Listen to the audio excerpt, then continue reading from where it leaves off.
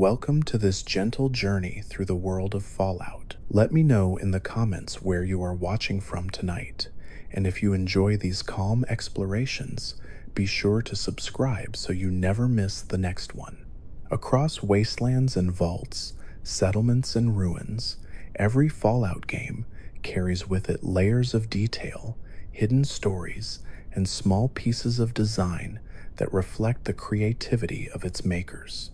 Tonight, we will drift through the facts that shaped this series, weaving together trivia, lore, and secrets into a soothing path across decades of history. When the first Fallout was created in the late 1990s, it began as a project built on the tabletop system known as GURPS. The licensing agreement eventually fell through, but the bones of that system shaped what would become Special: the strength, perception, endurance, charisma, intelligence, agility, and luck, attributes that defined characters in every game that followed. This transition is important because it highlights how adaptation shaped the series from the very beginning. Fallout was born not from a perfectly planned design, but from creative flexibility when obstacles appeared. The isometric style of the first two Fallout games reflected both technical limitations and design philosophy. The team wanted players to feel like they were guiding survivors across a harsh, unforgiving map. By pulling the camera back, they created the sense of being a distant observer, almost like someone studying a wasteland through records left behind. This perspective, though simple by modern standards, remains iconic. Even decades later, fans of the series remember the grainy palette and harsh outlines as part of Fallout's identity. In Fallout 2, humor and darkness mingled freely. The game was filled with pop culture references, from Monty Python jokes to encounters with time-traveling police boxes. These inclusions were not meant to shatter immersion, but to underline the absurdity of life after apocalypse. For developers, the mix of comedy and bleakness was intentional. It suggested that even when the world ends, people still cling to stories, jokes, and fragments of culture that survived. Fallout became as much about the strange resilience of humor as about the survival of humanity itself. Fallout Tactics, though often remembered as a spin-off, added layers to the Brotherhood of Steel. Its storyline placed the faction in the Midwest, showing how ideology splinters when carried far from its origin. This detail is significant because it highlights one of Fallout's ongoing themes: survival is never unified. Even groups with shared beliefs fracture when faced with new circumstances. Later games would echo this lesson with the Brotherhood's differing portrayals, from noble defenders in Washington to authoritarian occupiers in Boston. When Bethesda acquired Fallout, the series shifted from isometric to fully three-dimensional, a transition that could have alienated fans, but instead opened the wasteland to new audiences. Fallout 3's ruined Washington, with its haunting metro tunnels and monuments, demonstrated how scale could amplify atmosphere. Players wandered through familiar yet broken landmarks, turning history itself into a form of storytelling. For many, this was the moment Fallout became less a niche series and more a cultural touchstone, merging role-playing depth with first-person immersion. The voice acting of Fallout 3 remains one of its most discussed aspects, particularly the presence of Liam Neeson as the father figure. Casting a recognizable actor gave emotional weight to early scenes, grounding the player's quest in personal stakes. At the same time, the game retained dozens of uncredited yet dedicated voice performers who filled the wasteland with chatter, radio ads, and desperate cries. This blend of star power and subtle contributions created a soundscape that felt alive, as though every corner of the ruined capital carried a story. Fallout New Vegas developed by Obsidian, drew heavily on the original spirit of Fallout 1 and 2. Its branching quests, reputation system, and morally complex factions reflected the team's history with the series. What makes this entry fascinating is how much of it was created in a relatively short development cycle. Despite time constraints, the developers managed to produce one of the richest role-playing experiences of its era. This fact alone reveals how passion can sometimes outweigh resources, and why New Vegas remains so beloved among fans who value choice and consequence above spectacle. One of New Vegas's most obscure details lies in the way its companion characters were designed. Each had a personal quest line that could unfold differently depending on the player's actions. For example, the bodyguard who once served Caesar's Legion could find redemption or fall deeper into violence depending on dialogue choices. These arcs made companions more than traveling partners. They became mirrors, reflecting the moral weight of decisions in ways that followed players long after the game ended. Fallout 4 expanded the series with settlement building, a mechanic that drew both praise and criticism. For some, the ability to craft villages from ruined wood and scrap metal offered endless creativity, turning the wasteland into a canvas. For others, it felt like a distraction from the storytelling that defined the series. What is fascinating, though, is that this system was rooted in the team's observation of how players modded previous games. Bethesda recognized that fans love to build and decorate.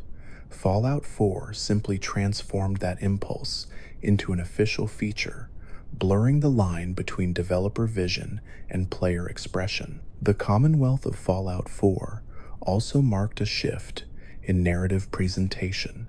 For the first time, the player character was fully voiced, which changed the rhythm of dialogue. Some felt it gave conversations more cinematic weight, while others missed the flexibility of a silent protagonist. Regardless of preference, this change showed Bethesda's willingness to experiment with form, even if it risked dividing opinion. Fallout has always evolved through trial and error, and Fallout 4's protagonist remains one of its most debated experiments. Fallout 76 introduced multiplayer, a leap that many fans never expected. At launch, the game struggled with technical issues and design missteps, but over time it evolved into a more stable and engaging experience. What is remarkable is how the community itself shaped the game. Players built trade networks, held in-game fashion shows, and even staged peaceful protests against balance changes. These emergent behaviors reveal something important. Fallout, at its core, is not just about desolation. It is about the human drive to create meaning, even in digital ruins. The Nuka World expansion for Fallout 4 revealed the darker side of amusement. Its ruined rides and Raider-run attractions were both a playground and a nightmare. Yet within its cheerful mascots and rusted roller coasters lay subtle critiques of consumer culture. Even at the end of the world, corporations like Nuka-Cola envisioned entertainment not as joy, but as branding and control. Players wandering through the park were not just exploring ruins. They were exploring the legacy of a culture that valued spectacle over substance, a theme that echoes across the Fallout series. Fallout New Vegas's Dead Money expansion remains one of the most divisive yet memorable chapters. Its story forced players into the ruined Sierra Madre casino, stripped of gear, trapped with companions who had their own agendas. The oppressive atmosphere, with collars set to explode if rules were broken, created a sense of tension rarely matched in the series. It was a reminder that Fallout is not only about wandering freedom, but also about surviving moments of suffocating control. Dead Money's design ensured players would remember it long after leaving its poisoned streets. One overlooked fact is how Fallout's sound design consistently shapes atmosphere, from the mournful strings of Inon Zur's scores to the scratchy optimism of pre-war radio tunes. The series uses sound as a storytelling tool. The contrast between cheerful swing music and images of ruin is not accidental. It is meant to create dissonance, reminding players that the world they wander is one where the past lingers, like a ghost, cheerful songs echoing through landscapes of despair. This soundscape has become as iconic as Pip-Boys or Vault Suits, inseparable from the identity of Fallout. Fallout as a series has always carried a fascination with the imagery of Americana.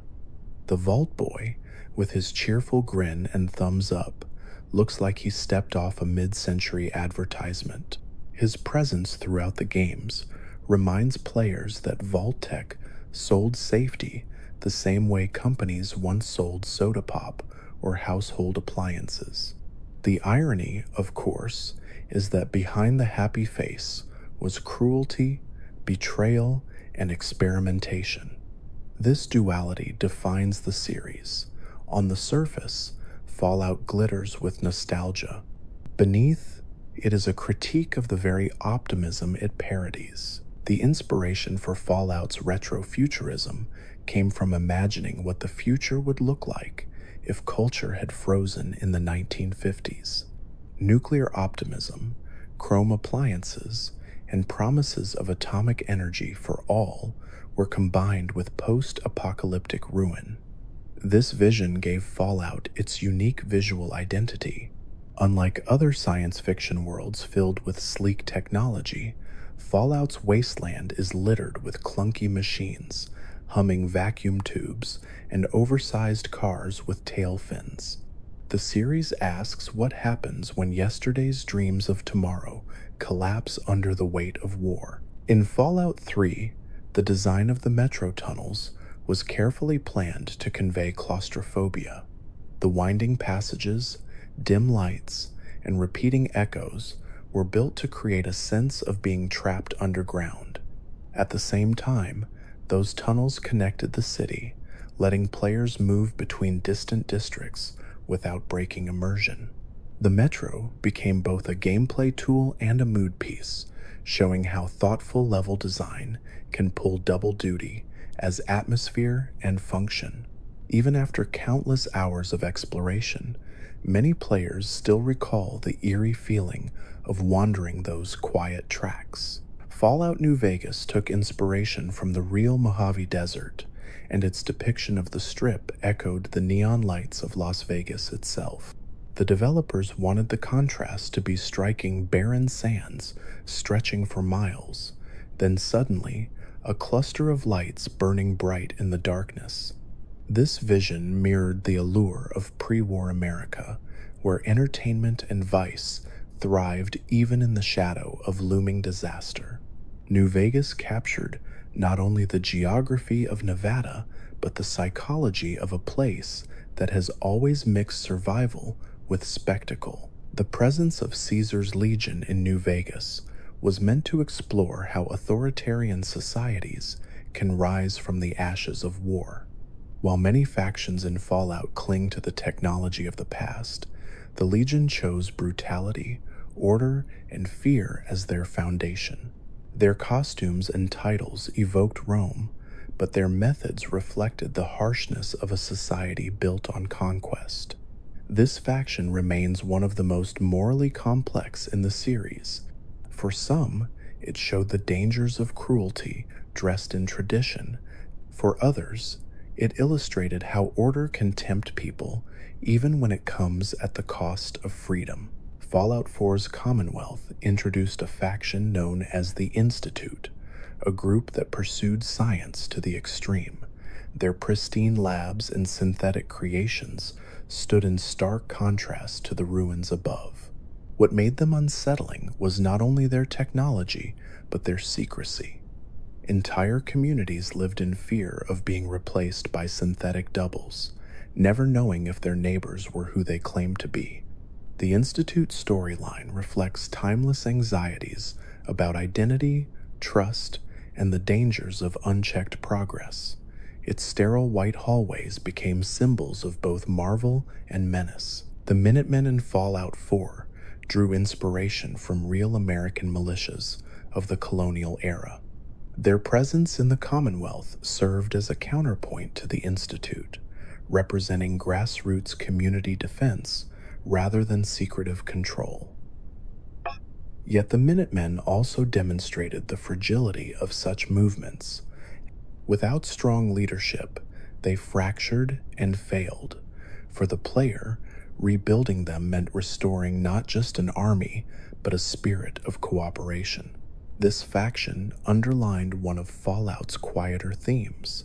Survival requires unity, yet unity is often the hardest thing to sustain. The Enclave, appearing in several games, embodies the lingering shadow of the pre-war government. They are often presented as technologically advanced and ruthlessly authoritarian, clinging to an idea of America that no longer exists. Their advanced armor, energy weapons, and propaganda broadcasts give them the aura of power, yet their ideology reveals a hollow core. The Enclave survives only by excluding, dominating, and erasing. They are the reminder that sometimes the old world's most dangerous remnants are not the ruins, but the ideas people refuse to let die. Fallout 76's introduction of Appalachia brought new layers of regional folklore into the series. Cryptids like the Mothman and the Flatwoods Monster gave the wasteland an eerie yet distinctly local flavor. These creatures were not just monsters but legends given flesh, reinforcing the idea that even in a nuclear wasteland, stories endure. Players encountering these beings were reminded that Fallout is not just about the collapse of civilization, but about the myths that arise when truth and fear intertwine. The Brotherhood of Steel is perhaps the most enduring faction in Fallout, appearing in nearly every major entry. Their origins trace back to Fallout 1, where they were depicted as isolationist and secretive, hoarding technology rather than sharing it. Over time, different games presented different versions of the Brotherhood. In Washington, they acted as protectors. In Boston, they imposed order with iron fists. In New Vegas, they lingered as remnants, clinging to fading ideals. This inconsistency is intentional. It reflects how ideology changes with distance, leadership, and circumstance, turning one faction into many faces of the same philosophy. Vault suits themselves tell a quiet story. Their design, with bright blue fabric and yellow numbering, makes them unmistakable. At first glance, they appear practical, but their cheerful colors are marketing more than function. Vault-Tec wanted survivors to feel proud of their membership, to see themselves as part of a bright future underground. In reality, the suits often became rags, torn and filthy, reminders that promises of safety rarely survived first contact with reality. The Vault suit is a symbol of both hope and betrayal, making it one of the most iconic garments in gaming. The Pip-Boy, strapped to the arm of every Vault dweller, is another tool that blends utility with propaganda. Its cheerful interface, starring Vault Boy himself, masks the bleakness of its purpose.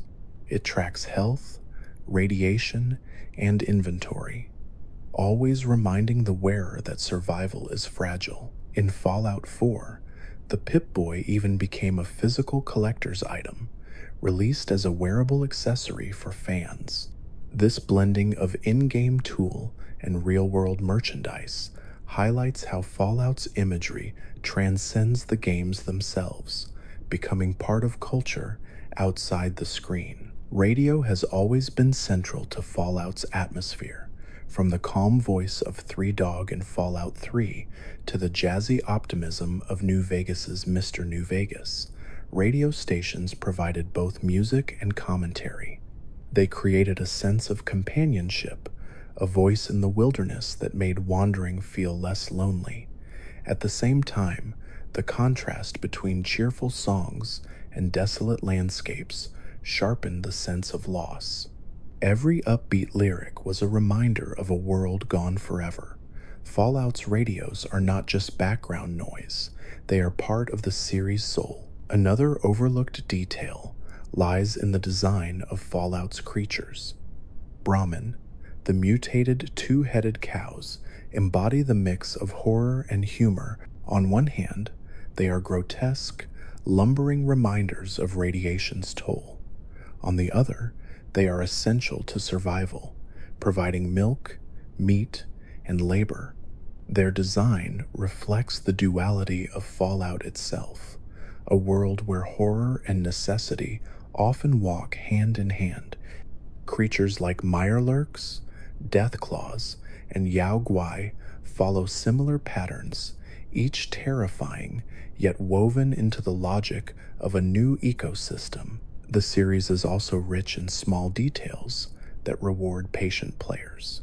In Fallout New Vegas, the Vault 77 comic book appears as a subtle nod to extended lore, tucked away for those who explore deeply.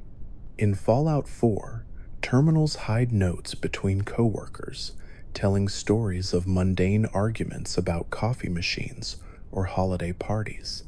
These details remind players that the apocalypse did not erase humanity entirely. Even amid ruins, fragments of ordinary life endure, making the world feel lived in rather than simply designed. In Fallout 3, the design of Megaton was built around a single unexploded bomb. The settlement symbolized both danger and resilience, showing how humans adapt to even the most absurd circumstances. The choice to disarm or detonate the bomb became one of the game's most memorable decisions, offering players the power to shape not just their character, but the world itself. This decision echoes across Fallout history, remembered as a defining example of how a single choice can carry immense weight. Fallout's downloadable content often pushes themes to their extremes. Point Lookout for Fallout 3 took players to the swamps of Maryland, filled with eerie cults, mutated locals, and hallucinogenic quests. Its foggy atmosphere set it apart from the capital wasteland, showing how different environments could reshape the feel of Fallout entirely.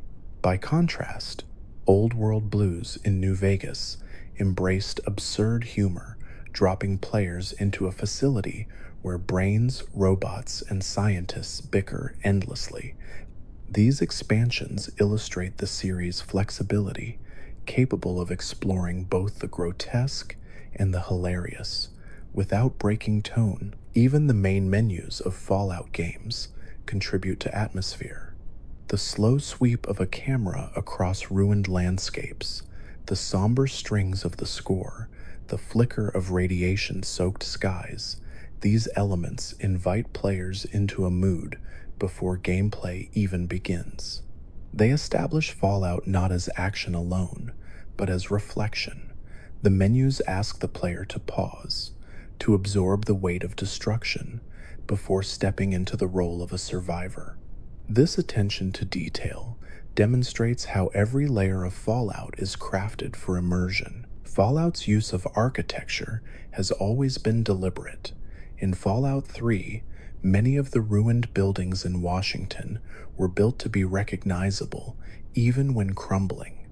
The Capitol Dome, the Washington Monument, and the Lincoln Memorial were all placed not simply as landmarks, but as narrative tools.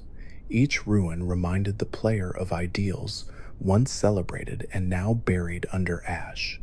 The monuments became more than scenery, they became commentary, showing how fragile national symbols truly are when tested by war. Fallout 4 took a similar approach with Boston, recreating familiar sites like Fenway Park and the Freedom Trail. The decision to use Fenway as the foundation for Diamond City highlighted how communities adapt old spaces into new forms. A stadium that once celebrated sport now housed markets, homes, and debates about safety. By anchoring fictional societies in real structures, the game blurred the line between history and imagination, letting players wander both a ruined city and a reimagined America at the same time. The soundtracks of Fallout remain one of the series' most distinctive elements. Inon Zur, who composed music for Fallout 3, New Vegas, Fallout 4, and Fallout 76, built scores that shifted between melancholy strings and swelling orchestral themes. These pieces were designed to reflect wandering across empty wastelands one moment and clashing with mutants the next. At the same time, the licensed tracks swing, jazz, and early rock created dissonance. Songs filled with cheer played as players picked through skeletons and rubble. That contradiction is what gives Fallout its haunting charm. The Pip-Boy, though often seen as just a game menu, has always been treated as a character in itself. Its green glow illuminates Vault Dwellers' faces, its dials and buttons clicking with tactile sound. Developers have said that designing the Pip-Boy was about making the interface feel like an object you could hold, not just a screen overlay. In Fallout 4, Bethesda even produced a limited edition Pip-Boy replica that fans could wear on their arms. This blending of game interface with physical merchandise shows how deeply the Pip-Boy has become a cultural icon. The Fallout series has also carried forward one of its earliest traits, dark humor. In Fallout 2, players could encounter bizarre encounters ranging from a talking plant to parodies of Hollywood tropes. This tradition persisted in later games, though often toned down. In Fallout New Vegas, subtle jokes appear in terminal entries, where desperate engineers complain about coffee shortages even as their world collapses. Fallout 4 continued the pattern with eccentric characters like the Silver Shroud enthusiast. These jokes remind players that laughter and tragedy often coexist, especially when survival demands both resilience and absurdity. Companions in Fallout have evolved into some of the most beloved parts of the games. In Fallout 3, characters like Dogmeat provided emotional anchors, loyal presences in a harsh world. Fallout New Vegas expanded this with layered personalities such as the loyal sniper with a tragic past or the ghoul lounge singer searching for purpose. Fallout 4 refined the system further, giving companions full affinity systems where their trust could grow or collapse based on the player's choices. This steady expansion reflects Fallout's growing emphasis on connection. Even in the loneliest wastelands, bonds can form and change the journey. Radiation itself has always been more than a background hazard. In Fallout 1, radiation poisoning was presented in stark terms, a creeping reminder of invisible death. Later games layered mechanics such as mutations and perks, letting radiation become not just a threat, but also a twisted form of opportunity. Fallout 4's system allowed characters to embrace mutations that reshaped their playstyles. Fallout 76 expanded this further, creating entire builds around irradiated perks. This transformation illustrates Fallout's theme that even destruction can be reimagined as power, though never without cost. The design of vaults across the series reflects how setting can shape storytelling. Vaults are never just dungeons to loot. They are parables. Vault 101 taught the dangers of closed systems. Vault 11 showed the corruption of forced sacrifice, and Vault 75 exposed the betrayal of children. Each vault acts as a miniature world, a concentrated reflection of human flaws under pressure. Their iconic blue and yellow doors do more than mark a location, they symbolize the tension between promise and betrayal. Exploring one is always an act of peeling back another layer of Fallout's central mystery. What happens when safety itself becomes a lie? The weapons of Fallout blend retro charm with brutal utility. Laser rifles and plasma pistols hum with neon energy, yet their designs resemble vacuum tubes and transistor radios rather than sleek, futuristic guns. This was intentional. Developers wanted the weapons to feel like they emerged from a different technological path, one rooted in atomic age imagination. Even the improvised weapons, like pipe pistols in Fallout 4, reflect the setting. They are crude, assembled from scrap, yet they speak to human resilience. A weapon is never just a tool of combat in Fallout. It is a story about how people survive with what they can create. Fallout's power armor is one of its most recognizable features. The hulking suits, with their glowing visors and mechanical frames, were inspired by both pulp science fiction and military exoskeleton concepts. In Fallout 3, stepping into power armor for the first time was treated as a rite of passage, requiring training from the Brotherhood of Steel. Fallout 4 shifted the design, turning power armor into a wearable frame that consumed fusion cores for energy. This change made power armor feel weighty and limited, more like a vehicle than a suit. Across all iterations, power armor represents the paradox of Fallout protection that also dehumanizes, turning the wearer into a walking tank. The culture of Fallout thrives on fan interpretation. Communities have created countless mods that expand, reimagine, or overhaul the games entirely. From survival overhauls to quests voiced by fans, modding has kept Fallout vibrant long after official support. Bethesda even leaned into this, building Fallout 4's creation kit with modders in mind and integrating mods into consoles for the first time. This partnership between developer and fan reflects the endurance of Fallout's appeal. The wasteland belongs not just to its creators, but to everyone who continues to shape it. In Fallout 3, one of the most unsettling quests was Tranquility Lane, where the lone wanderer entered a virtual simulation crafted by a sadistic overseer. This sequence, with its black and white visuals and eerie suburban setting, stands as one of the most memorable in the series. It encapsulated Fallout's themes perfectly. Beneath cheerful surfaces lies horror. The quest forced players to make disturbing choices while wrapped in the innocence of mid-century America. It was Fallout distilled into a single chapter, bright smiles masking cruelty. Fallout New Vegas delivered similar moral tension through its reputation system. Every action influenced how factions viewed the player, and those views shaped quests, dialogue, and outcomes. Helping one faction often meant angering another, creating a web of consequences. This system captured the complexity of survival politics. In a wasteland, no choice exists in isolation.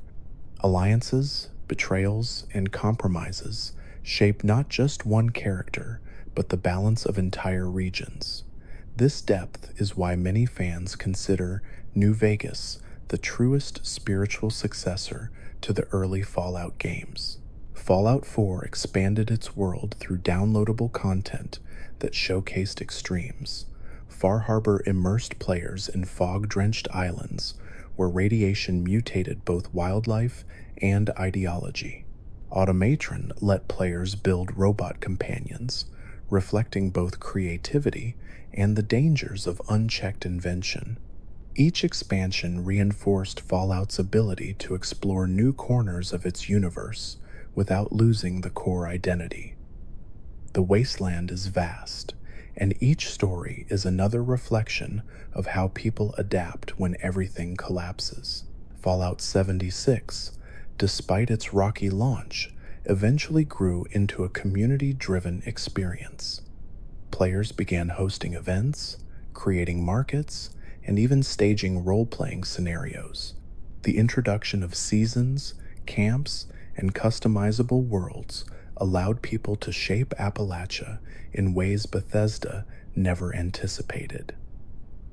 Even when the world is shattered, people will gather, create, and build stories together.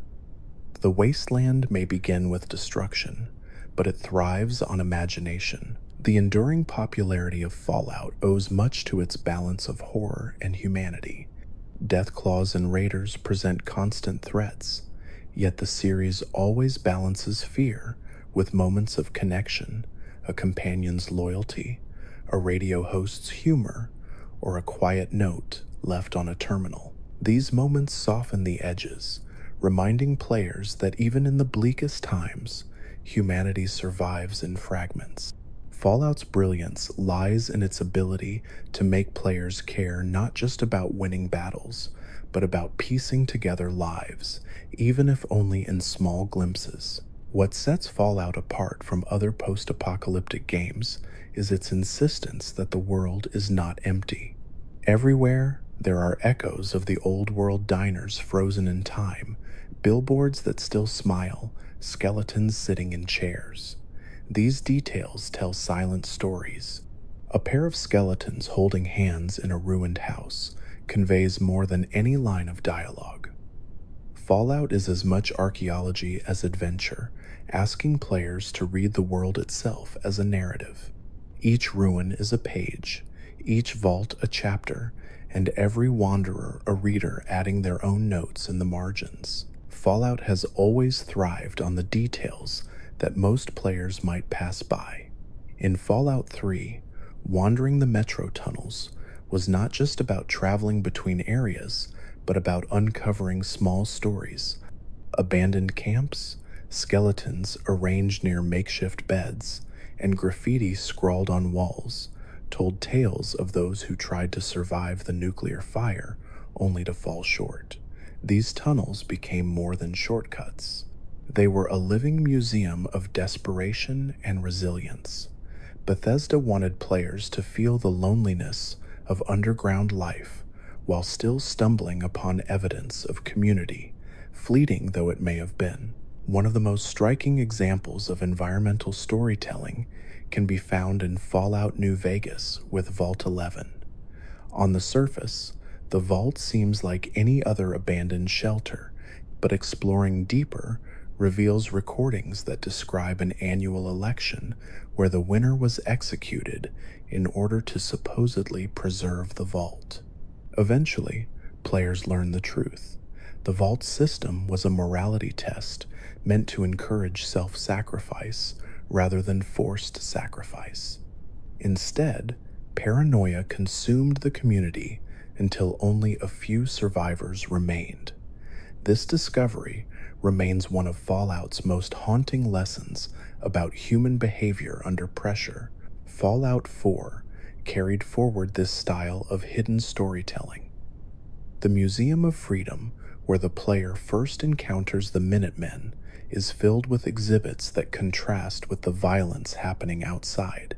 Displays about the Revolutionary War parallel the modern struggles of the wasteland, suggesting that cycles of conflict are eternal. Diamond City itself reflects this theme too. Built within Fenway Park, it is both a celebration of resilience and a reminder of decay, with the stadium walls repurposed as barricades. The game made sure every settlement, ruin, and bunker carried its own story about survival. Radiation storms in Fallout 4 added new layers of atmosphere. The skies would darken, lightning would flash green across the land, and Geiger counters clicked wildly as invisible danger seeped into the air.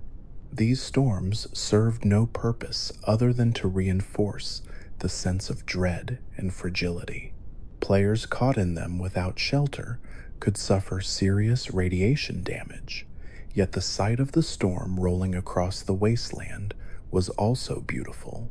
Bethesda wanted players to feel both awe and fear, emotions that sit at the heart of the Fallout experience. Music has always been central to Fallout's personality. The cheerful swing tracks on Galaxy News Radio stood in sharp contrast to the desolate landscapes players wandered. Songs like I Don't Want to Set the World on Fire by the Ink Spots became permanently linked to the franchise. This ironic use of music continued in New Vegas, with country classics like Big Iron, which unexpectedly found new life decades after release, thanks to the game. The soundtrack in Fallout 4's Diamond City Radio added another layer, with the nervous host Travis gradually gaining confidence as players completed quests. This blending of narrative and music highlighted how even something as simple as a radio station could tell a story of growth and survival. The design of creatures across the series reflects the twisted results of radiation and experimentation. Deathclaws, originally created before the war as engineered killing machines, became the ultimate predator in the wasteland. Their speed, strength, and near invulnerability made them a constant source of dread. Players often remember their first encounter with a Deathclaw as a moment of pure terror. Fallout 4 expanded their designs, introducing albino variants and glowing irradiated versions, each more dangerous than the last. Fallout 76 later added the Scorched Beast, a mutated bat whose screeches filled Appalachia with fear.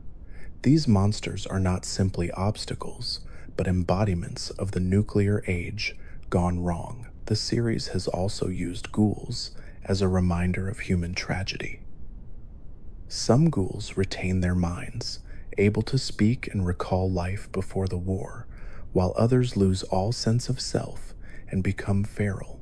The duality of ghouls serves as both horror and empathy. Characters like Hancock in Fallout 4 show that ghouls can lead and inspire, while countless feral encounters remind players of how fragile sanity is under radiation. This contrast has made ghouls some of the most memorable figures in Fallout, straddling the line between victim and monster. Supermutants remain another enduring symbol of Fallout. Born from forced exposure to the forced evolutionary virus, they embody the dangers of unchecked science. Some mutants, like Marcus in Fallout 2 and Fallout New Vegas, retain intelligence and humanity, while others devolve into brutal beasts. In Fallout 3, the super mutants of the Capital Wasteland were especially terrifying, abducting humans for horrific experiments. Their presence illustrated how the sins of the old world continued to poison the new. Fallout 4's mutants added variety, from suicidal mutants strapped with mini nukes to towering behemoths. Each encounter with them reinforced the theme that power without purpose leads to destruction. Fallout's humor often arises from its absurd quests. Fallout 3 featured the quest involving Moira Brown, the eccentric shopkeeper who insisted on writing a wasteland survival guide. Her reckless experiments often endangered the player, yet she remained cheerful and optimistic. Fallout New Vegas offered the quest Come Fly With Me, where ghouls dreamed of launching themselves into space in rockets built from scrap. Fallout 4 delivered the Silver Shroud storyline, letting the player don a costume and deliver justice in cheesy radio play-style dialogue. These moments remind players that even amid devastation, humor and absurdity survive. The weapons in Fallout often blur the line between practicality and parody. The Fat Man, a portable nuclear catapult, became infamous for its destructive power and dark humor. firing a mini nuke at raiders is both horrifying and absurd, reflecting Fallout's ability to balance comedy with devastation. Unique weapons add another layer. Fallout New Vegas introduced the Euclid Sea Finder, which allowed players to call down an orbital laser strike. Fallout 4's crafting system expanded this further, letting players turn ordinary pistols into bizarre hybrid rifles. These tools were never just about combat, they were about expression, creativity, and survival through innovation. One of the most memorable quests in Fallout 3 was the Power of the Atom, which gave players the option to either disarm or detonate a dormant nuclear bomb sitting in the heart of Megaton. The choice shaped not just the fate of the settlement, but the entire tone of the game. Disarming it meant protecting the townsfolk and being hailed as a hero, while detonating it destroyed the city in a spectacle of fire, rewarding players with a luxury apartment, but forever erasing a community. This single quest encapsulated Fallout's focus on consequence, where every action has rippling effects across the wasteland. Fallout New Vegas built on this idea with faction choices. Aligning with Caesar's Legion meant supporting a brutal regime built on slavery and conquest, while siding with the New California Republic meant backing a bloated but democratic republic. Choosing to follow Mr. House's vision or carving out an independent path added more layers. Each choice closed doors while opening others, making replaying the game rewarding. The factions were not simply good or evil, but shades of ideology, forcing players to weigh stability, freedom, and morality against one another. Fallout 4 introduced settlement building, a system that allowed players to construct their own communities out of scrap materials. While optional, the system became beloved by many who enjoyed turning ruined houses into thriving villages. Players built elaborate fortresses, recreated famous landmarks, or simply tried to give survivors a safe place to live. The mechanic reflected the heart of Fallout, rebuilding from ruin. Even in a world destroyed by nuclear fire, creativity and collaboration could spark life again. Fallout 76 expanded this further with camps, letting players place their bases anywhere in Appalachia and share them with others. Exploration has always been one of the strongest elements of Fallout. Unlike games that guide players along a strict path, Fallout often rewards curiosity. A side road might lead to a ruined diner with a hidden safe, or a terminal entry might reveal the final words of a family. Fallout 3's Dunwich building became infamous for its horror-inspired atmosphere, filled with eerie sounds and occult references.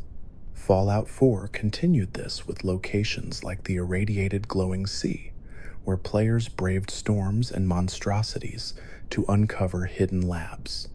These spaces remind players that the wasteland is alive, with secrets for those willing to look. Fallout 76 introduced regional myths turned monsters, weaving real West Virginia folklore into its design. The Mothman, a local legend, became both a mysterious figure of worship and a fearsome enemy. The Grafton Monster and Snallygaster were drawn from local tales and twisted into irradiated horrors. By tying creatures to real myths, Fallout 76 gave Appalachia a distinct cultural flavor, making the setting stand apart from previous wastelands.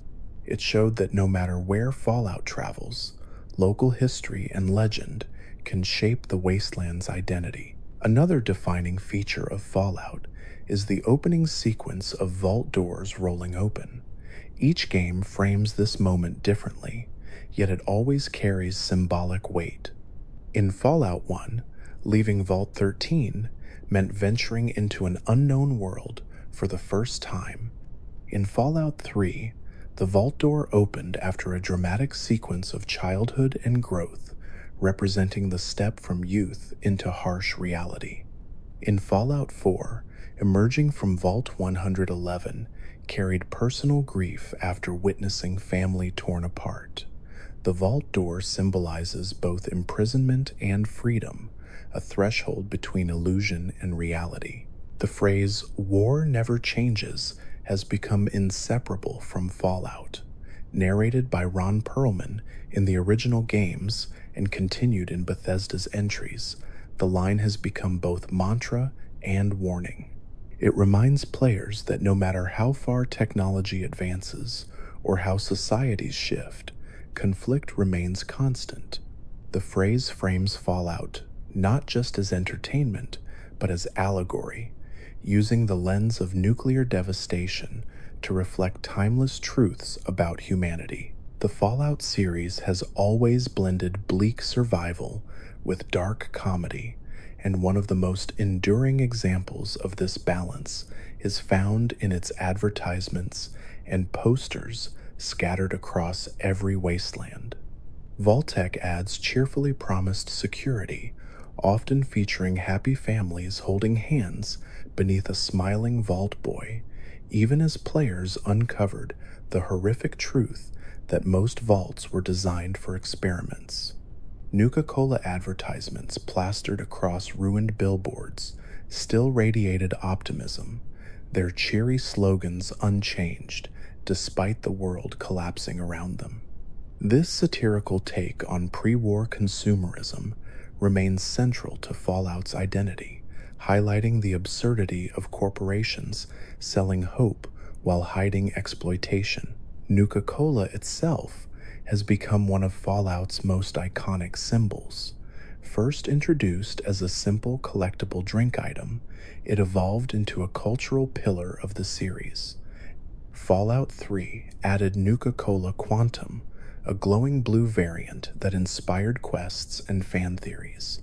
Fallout 4 expanded the brand further with unique flavors like Nuka Cherry and Nuka-Cola Victory, while Fallout 76 went even deeper with a wide assortment of promotional flavors. The dedication to this fictional soda was so strong that Bethesda partnered with real companies to release Nuka-Cola drinks at conventions, blurring the line between fiction and reality.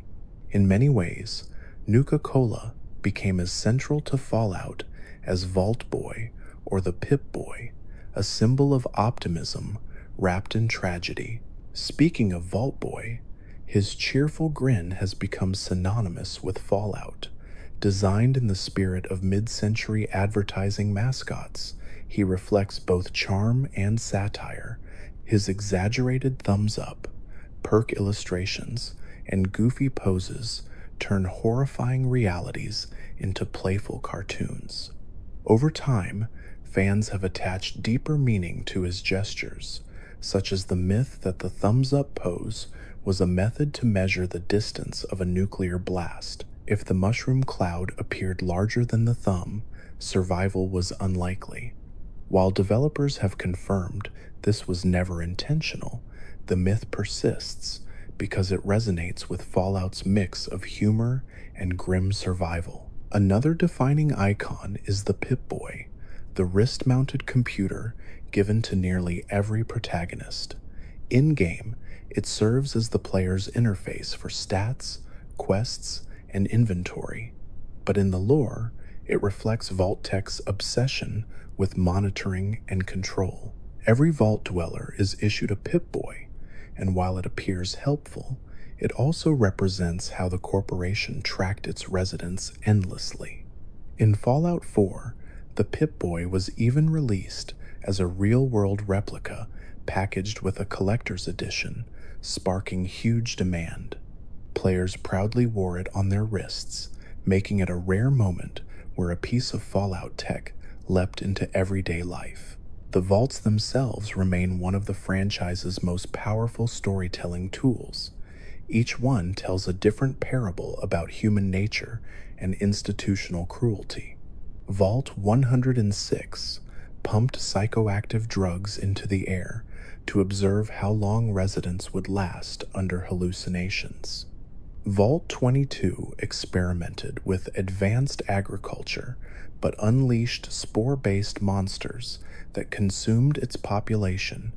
Vault 12's door was designed to fail, exposing its residents to radiation and creating the first community of ghouls in Necropolis. Vault 75 forced children into combat training, separating them from their parents. These experiments revealed the sinister truth about Vault-Tec, an organization that presented itself as humanity's savior, but was in fact complicit in atrocities disguised as science. Fallout New Vegas stands out for the sheer depth of its world building. Obsidian Entertainment, made up of former Black Isle Studios developers, designed the Mojave Wasteland with an emphasis on factions and reputation. Rather than a simple good versus evil system, players navigated complex politics between the New California Republic, Caesar's Legion, Mr. House, and Independent Paths. Each faction represented a philosophy, democracy, authoritarianism, corporate control, or self-rule. This system not only made the Mojave feel alive, but also reflected Fallout's central theme: what kind of world should humanity build after catastrophe? The Courier, protagonist of New Vegas, begins their story not as a vault dweller, but as an unlucky mail carrier shot in the head and left for dead. This departure from tradition gave the game a more personal, mysterious start. The Courier's journey to recover the stolen platinum chip intertwined with larger struggles for control of the Mojave. The game's opening sequence, featuring Doc Mitchell reviving the player with casual small talk, became iconic for its understated approach. Instead of bombast, New Vegas began with quietness, grounding the player in their character before unleashing them into faction-driven chaos. Fallout 3, by contrast, embraced spectacle in its introduction. The player grew up in Vault 101, experiencing stages of life from birth to adulthood before escaping into the capital wasteland. This tutorial cleverly tied character creation to story beats, such as learning to walk as a toddler or taking a personality quiz in high school to determine your stats. When the vault doors finally opened and sunlight poured across the ruined landscape of Washington, D.C., it created one of the most memorable reveals in gaming.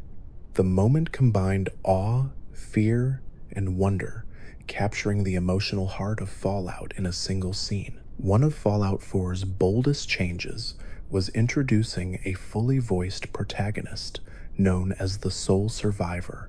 Players began the game in a rare pre-war prologue, living a normal suburban life with their spouse and child before witnessing nuclear bombs fall. This glimpse of pre-apocalypse life was unique in the series, showing the world before its collapse. Emerging 2 centuries later from Vault 111, the Sole Survivor's quest for their kidnapped child gave Fallout 4 a more personal focus. While fans debated the limitations of voice dialogue, the emotional resonance of the prologue and its tragedy left a lasting impact. Companions are another defining hallmark of Fallout. In Fallout 2, allies like Sulik and Cassidy brought unique personalities to the wasteland.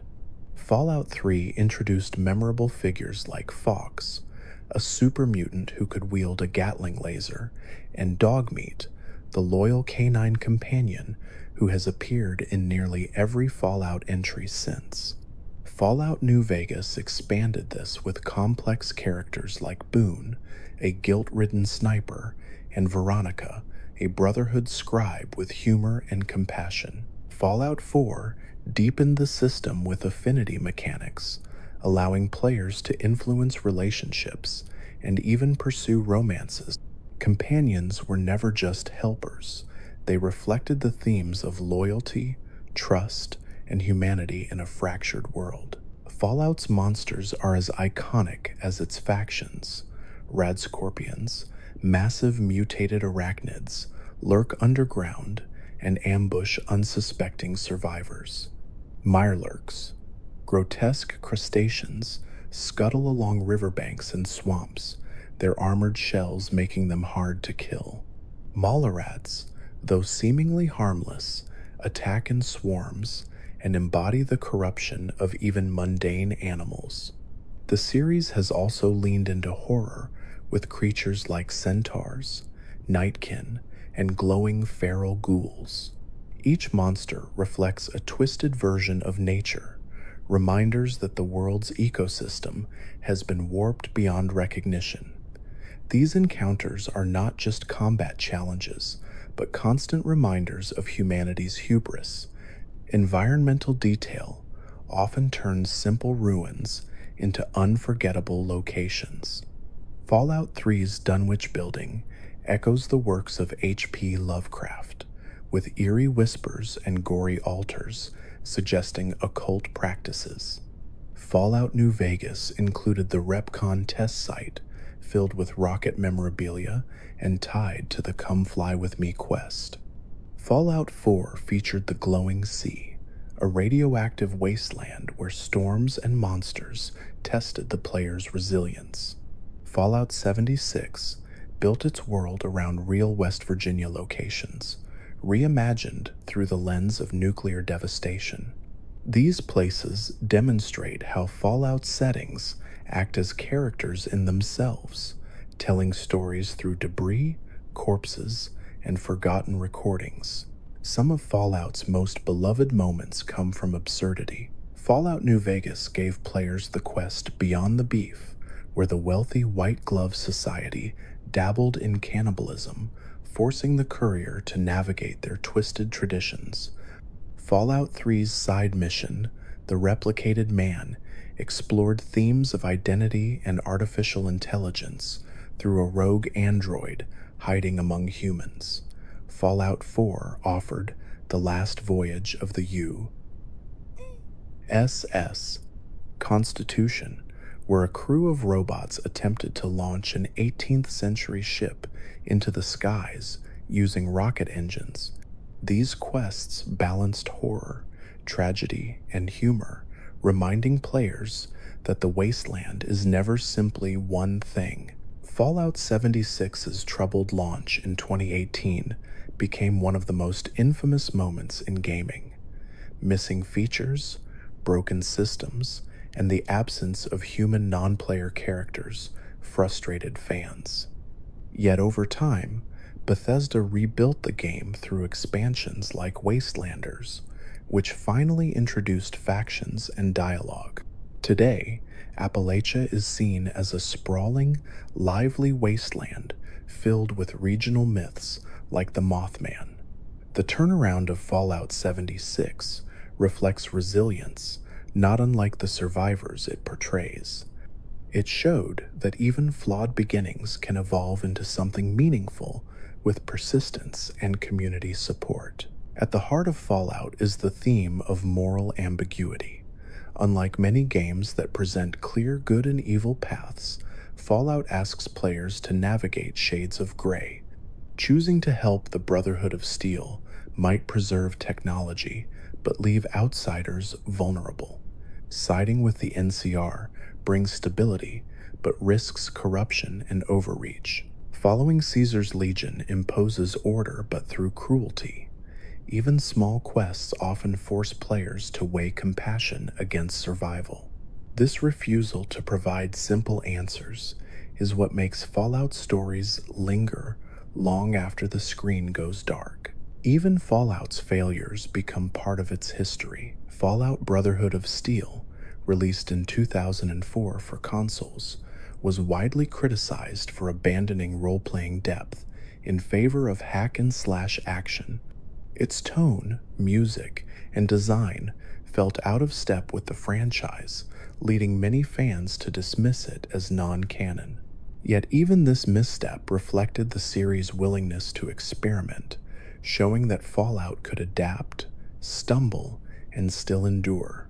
It served as a reminder of what fans valued most: moral choice, humor, and a living world shaped by consequence. Fallout's legacy stretches beyond games.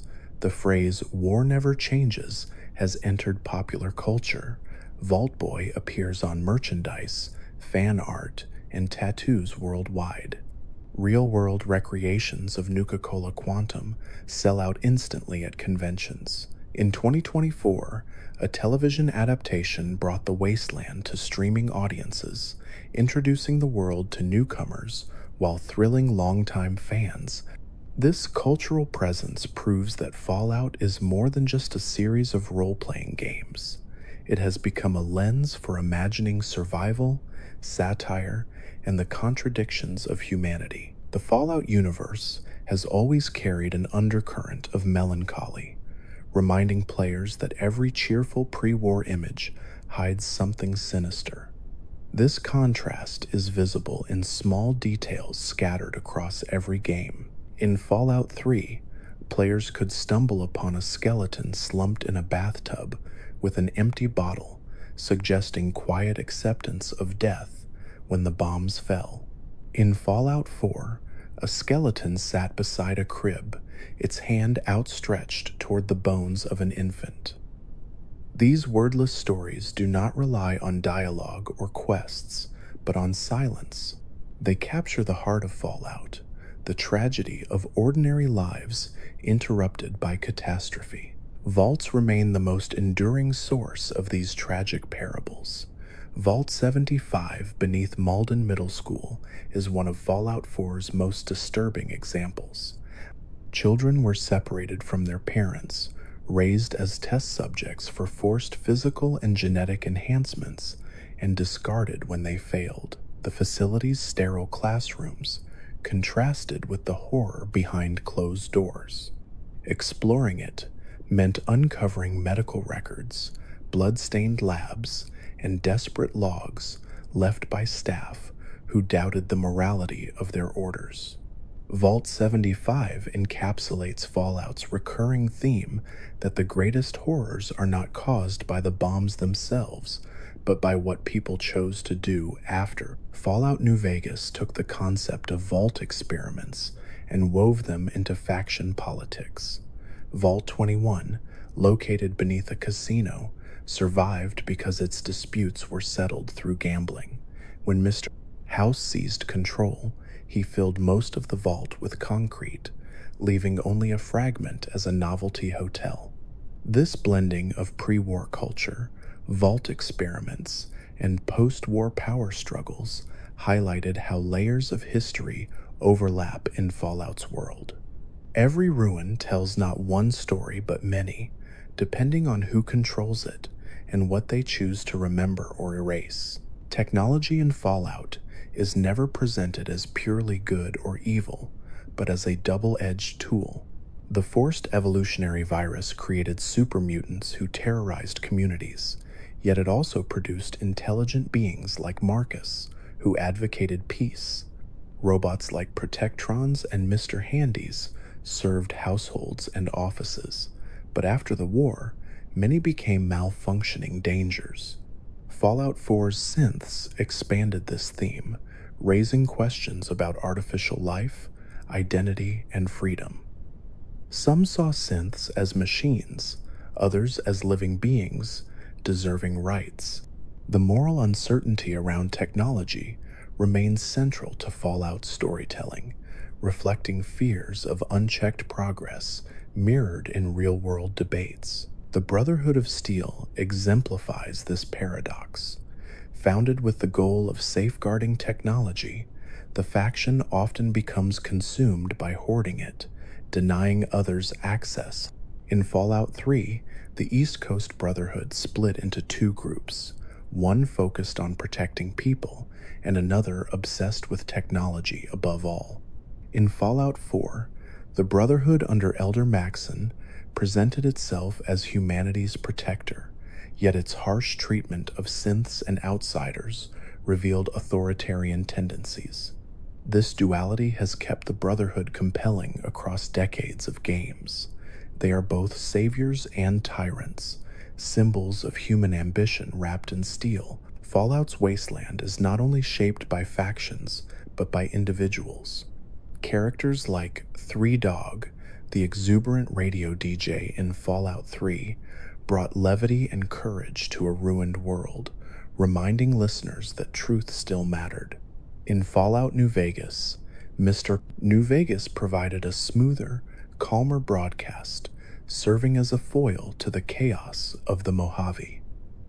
Fallout 4's Travis began as a nervous, stammering host and grew into a confident personality with player support. Each of these figures was more than a radio voice. They represented hope, connection, and resilience, turning static-filled airwaves into lifelines. The humor of Fallout is often rooted in absurdity that masks deeper commentary. Consider Fallout 3's encounter with a man in a superhero costume, calling himself the Mechanist, locked in a petty feud with another eccentric named the Ant Agonizer. While comical on the surface, the quest hinted at how survivors clung to stories of heroes and villains to make sense of their broken world. Fallout New Vegas played with this idea in the quest Beyond the Beef, where the upper class flirted with cannibalism under the guise of tradition. Fallout 4 expanded the absurd with the Silver Shroud, allowing the player to roleplay as a costumed crime fighter, quoting lines from pulp radio shows. These quests show that Fallout's humor is not random silliness. It is satire rooted in human coping mechanisms. Fallout's monsters often carry symbolic weight. The Deathclaw remains the series' apex predator, a towering creature of claws and scales originally bred before the war as a military weapon. Encountering one unprepared often meant instant death, yet their design reflects Fallout's constant reminder that the arrogance of pre-war science still stalks the wasteland. Similarly, Mirelurks embody the grotesque potential of radiation twisting nature. Their armored shells and hissing sounds evoke both disgust and fear. In Fallout 76, the Scorched Beast expanded the roster of horrors, its wings blotting out the sky as it shrieked across Appalachia.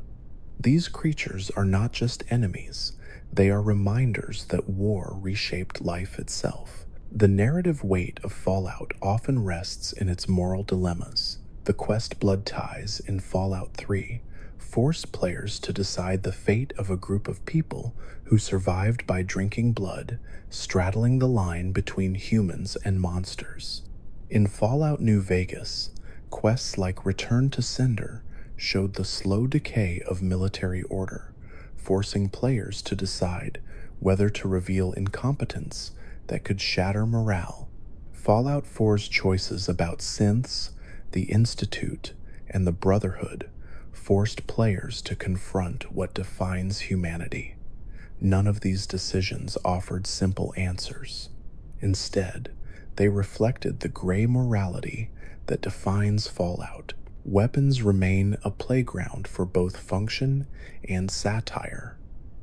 Fallout's Fat Man, a mini nuke launcher, embodies both absurd power and dark humor. The idea of a survivor hauling around a portable nuclear catapult captures the ridiculous extremes of Fallout's design. Other weapons highlight creativity, such as the railway rifle in Fallout 3, which fired railway spikes with a satisfying clang. Fallout 4 expanded customization, letting players cobble together pipe pistols and bizarre hybrid rifles. These weapons are not just tools of combat, but artifacts of culture, showing how survivors adapted scrap and science into instruments of survival. The introduction of settlement building in Fallout 4 marked one of the biggest shifts in the series. Players could turn ruined houses into villages, build elaborate defenses, and provide homes for wanderers. This system reflected Fallout's deeper theme that survival is not just about fighting, but about rebuilding. Some players created functional fortresses, while others built extravagant towns, complete with neon signs and power grids. Fallout 76 expanded on this idea with the camp system, letting players place bases anywhere in Appalachia.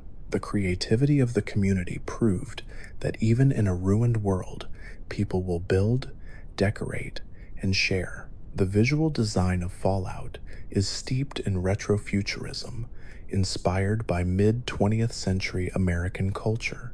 Vault Boy's art style, old advertisements, and nuclear age optimism were all rooted in the idea of a future imagined in the 1950s, then twisted by nuclear war.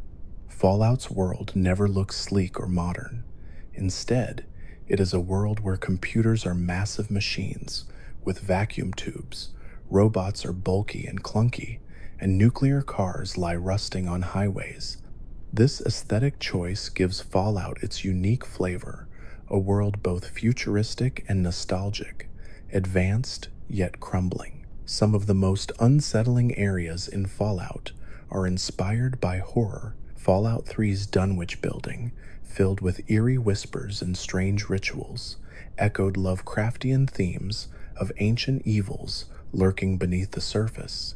Fallout 4's Dunwich borers expanded on this idea, with workers driven mad by occult forces unearthed in the quarry. Fallout 76 continued the thread with cryptic lore about eldritch horrors hidden in Appalachia. These moments remind players that Fallout is not just science fiction, but also cosmic horror, suggesting that the nuclear apocalypse may have uncovered terrors older and deeper than humanity. The phrase, "War never changes," has become the enduring motto of Fallout. Narrated by Ron Perlman in nearly every major entry, the phrase frames the series as more than just entertainment. It is a commentary on human nature, reminding players that no matter how advanced technology becomes, conflict remains inevitable. This line has become so iconic that it is quoted in fan works, parodies, and even outside gaming contexts. Its repetition across decades ties each Fallout game together, anchoring them in the same universe of caution and reflection. Fallout's appeal also lies in its willingness to balance despair with hope. For every ruined house, there is a thriving settlement. For every cruel vault experiment, there are survivors who built new lives. Companions like Dogmeat, a loyal canine across multiple entries, remind players that friendship and loyalty endure even when the world collapses. Side quests often emphasize kindness, like reuniting families or rescuing hostages. These moments show that while Fallout depicts a bleak future, it also insists that humanity is capable of compassion, resilience, and rebuilding. Fallout has always been more than a series of role-playing games. It is a living history of imagined futures, a mosaic built from details that reward curiosity. Every entry, from the earliest isometric adventures to the sprawling modern open worlds, layers new facts, themes, and secrets. What ties them together is the way each game uses both small personal stories and large historical echoes to make the wasteland feel alive. Fallout 1 laid the foundation for this philosophy. Its opening cinematic introduced the world with propaganda footage that painted Vault-Tec as humanity's savior, even as bombs reduced cities to rubble. This blend of optimism and tragedy defined the franchise from the start. The player's journey out of Vault 13 to find a water chip was both epic and intimate, a quest tied to the survival of an entire community but carried out by a lone wanderer. This tension between individual choice and collective consequence has shaped Fallout ever since. The second game expanded this scope dramatically. Fallout 2 began with a tribal community descended from the Vault Dweller of the first game, showing how myths and legacies grew in just a few generations. The Chosen One's journey to recover the Garden of Eden creation kit highlighted another core theme: technology as salvation or curse. Communities believed the G, E, C, K could restore the world, yet using it meant repeating the mistakes of reliance on pre-war solutions. This cycle of hope and disappointment has remained one of Fallout's strongest motifs. Fallout 3 reintroduced the series to a new generation with a fully three-dimensional world. The decision to set the game in Washington made its ruins immediately recognizable, turning the Capitol into a character. The Lincoln Memorial, the Washington Monument, and the Capitol building were not just backdrops, but reminders of ideals that had failed to protect humanity. The story of the lone wanderer leaving Vault 101 in search of their father made this personal. It grounded the player's quest in both family ties and larger questions about rebuilding society. Fallout New Vegas carried these questions further, giving players unprecedented freedom to shape the fate of the Mojave. The courier began as a victim of betrayal, shot and left for dead in the desert. But their journey quickly became about more than revenge. Every faction, the New California Republic, Caesar's Legion, Mr. House, and the Independent Path, represented competing visions of the future. Choosing one meant defining what kind of society would rise from the ashes. This was Fallout at its most philosophical, asking players not just to survive, but to decide what survival should look like. Fallout 4 once again shifted perspective. For the first time, players glimpsed pre-war life before the bombs fell. The prologue in the suburbs of Boston, complete with a family, a home, and daily routines, grounded the sole survivor in a reality players could imagine as their own. Watching it all burn away in nuclear fire gave personal weight to the apocalypse. Emerging from Vault 111 centuries later, the sole survivor was not just another wanderer, but a parent searching for a stolen child. This combination of personal tragedy and massive world building helped Fallout 4 connect on both emotional and thematic levels. Fallout 76, despite its rocky beginnings, eventually became one of the most community-driven entries. Set in Appalachia, it reimagined real West Virginia folklore through the lens of radiation and survival. The Mothman became both a monster and a cult figure. The Grafton Monster and the Snallygaster were lifted directly from local legends and twisted into grotesque forms. By weaving folklore into Fallout's retro-futuristic design, the game made Appalachia distinct, reminding players that every region of America carries its own myths that can shape post-nuclear worlds. Across all these games, one of Fallout's most enduring tools is the Vault. Each vault is a parable, a contained story of human failure under pressure. Vault 11 showed the dangers of paranoia. Vault 75 revealed the cruelty of sacrificing children for science. Vault 22 transformed agricultural experiments into horrors of spores, and Vault 77 suggested the madness of isolation with nothing but puppets for company. These vaults are more than dungeons or quest locations. They are microcosms of Fallout's larger themes: trust, betrayal, survival, and cruelty disguised as research. Fallout's monsters also embody these themes. Deathclaws, originally engineered before the war, became the apex predators of the wasteland, terrifying symbols of science used for violence. Ghouls blur the line between human and monster, some retaining intelligence and humor, others devolving into feral husks. Super mutants, born from the forced evolutionary virus, reflect the cost of trying to control evolution itself. Mirelurks, rad scorpions, Yao Guai, and countless other mutated creatures remind players that war reshaped not just societies, but nature itself. Each enemy carries with it a reminder of what happens when human ambition collides with nuclear devastation. Weapons and technology in Fallout are equally symbolic. The Fat Man, a mini nuke launcher, represents both absurdity and horror. The idea that survivors would casually carry nuclear firepower on their backs. Plasma rifles and laser pistols imagine a future as seen through mid-century eyes, bulky and humming with neon energy rather than sleek modern designs. Fallout 4's crafting system let players cobble together crude pipe guns from scrap, embodying humanity's resilience and creativity. Even armor tells stories.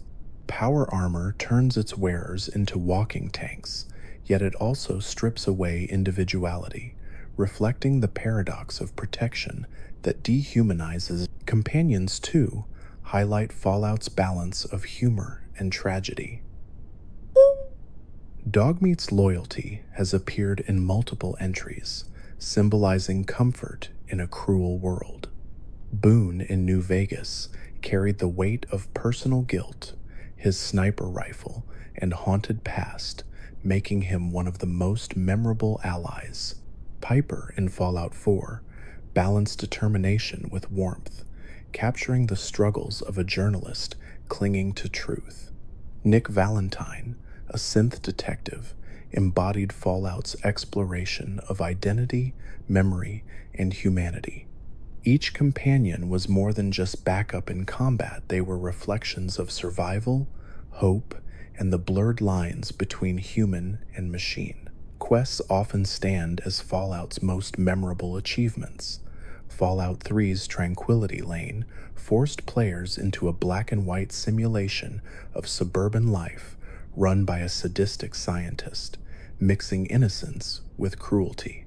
Fallout New Vegas offered the quest Come Fly With Me, where ghouls sought to launch themselves into space with rockets cobbled together from scrap. Fallout 4's Silver Shroud storyline let players don a costume and act out radio play justice in the streets of Boston. These quests encapsulate Fallout's unique tone, absurd, tragic, and profound all at once. Radio has always been Fallout's voice, literally and thematically. From Three Dogs' enthusiastic broadcasts in Fallout 3 to Mr. New Vegas's smooth voice in New Vegas, the radio has been a constant companion. Diamond City Radio in Fallout 4 provided not just music but a story arc, as the nervous host Travis gradually found confidence with player help. Even Fallout 76 leaned into this tradition with Appalachia's radio stations, blending old swing tunes with the eerie emptiness of a world rebuilt by players. These radios are more than background noise, they are the heartbeat of Fallout, tying together atmosphere and storytelling. The settlements of Fallout often tell silent stories about human endurance. Megaton in Fallout 3 was built around a dormant nuclear bomb, a symbol of how survivors adapted to live alongside danger. New Vegas itself was a city of neon and sin, rebuilt in the middle of a wasteland, thriving because of its unique geography and resources. Diamond City in Fallout 4 turned a baseball stadium into a bustling market, its walls repurposed from bleachers. Each settlement reflects both creativity and desperation, showing how communities cling to scraps of the past while forging new identities. Fallout's most powerful symbol remains its opening vault doors. The grinding sound of gears, the hiss of hydraulics, and the blinding light of the outside world carry immense weight. Each game frames this moment differently, the Vault Dweller stepping out of Vault 13, the Lone Wanderer leaving Vault 101, the sole survivor emerging from Vault 111. Yet every time, it represents both freedom and loss, a threshold where safety ends and the unknown begins. It is the heartbeat of Fallout, repeated across decades, reminding players that survival always begins with a single step into the wasteland. The phrase, "war never changes," spoken at the beginning of nearly every game, ties the series together as much as any vault or faction. Narrated most famously by Ron Perlman, the phrase resonates because it captures Fallout's central warning. No matter how advanced technology becomes, no matter how societies rebuild, humanity always finds its way back to conflict. It is both a prophecy and a condemnation, a phrase that has outlived the games themselves and entered broader culture. To play Fallout is to be reminded, again and again, that progress and destruction walk hand in hand. Fallout's design philosophy has always emphasized choice and consequence. Unlike many role-playing games that offer binary morality systems, Fallout thrives in shades of gray. Fallout 3 gave players the option to disarm or detonate the bomb in Megaton, a decision that drastically altered the world around them. Fallout New Vegas deepened this by tying nearly every major choice to faction politics, where siding with one group meant alienating another. Fallout 4 introduced multiple faction endings, each carrying moral complications that asked players to weigh ideals against outcomes. These decisions are why Fallout continues to resonate, because the wasteland reflects not just destruction, but also the values of those who survive in it. The history of the series itself is full of fascinating twists. The original Fallout, released in 1997, was inspired by an earlier game called Wasteland from 1988. When developers could not secure the rights to Wasteland, they created a new universe that carried similar themes but developed its own identity. Fallout's success eventually overshadowed its inspiration, but years later, Wasteland would return with sequels that acknowledged the shared DNA between the two franchises. This history highlights how Fallout was born from both limitation and creativity, a theme mirrored in its stories. Fallout's unique aesthetic, known as retrofuturism, defines its atmosphere. The games imagine a future shaped by 1950s visions of technology, with bulky computers, clunky robots, and atomic-powered cars. The pre-war world was filled with advertisements showing smiling families enjoying nuclear energy as if it were just another household convenience. This aesthetic gives Fallout its identity, making it distinct from other post-apocalyptic settings. It is not simply a world of rubble, but a world where optimism has been fossilized into ruins, leaving eerie cheerfulness amid devastation. One of Fallout's earliest design triumphs was its special system, an acronym for strength, perception, endurance, charisma, intelligence, agility, and luck. This character-building framework has defined the series across every entry. By emphasizing broad attributes rather than rigid classes, the system allowed players to define unique playstyles. A character with high charisma could talk their way out of conflicts, while one with high strength might rely on brute force.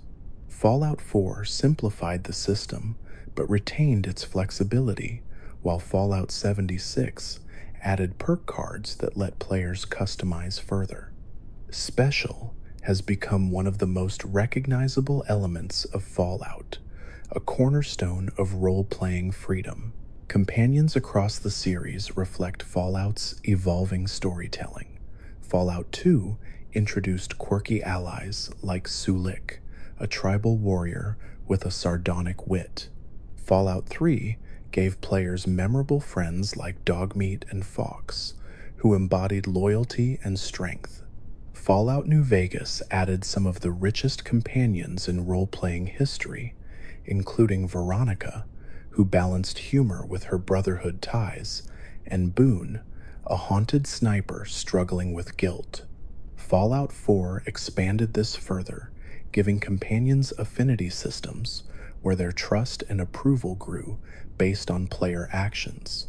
Fallout 76, despite being multiplayer focused, eventually added human companions in later updates, giving players a familiar sense of connection.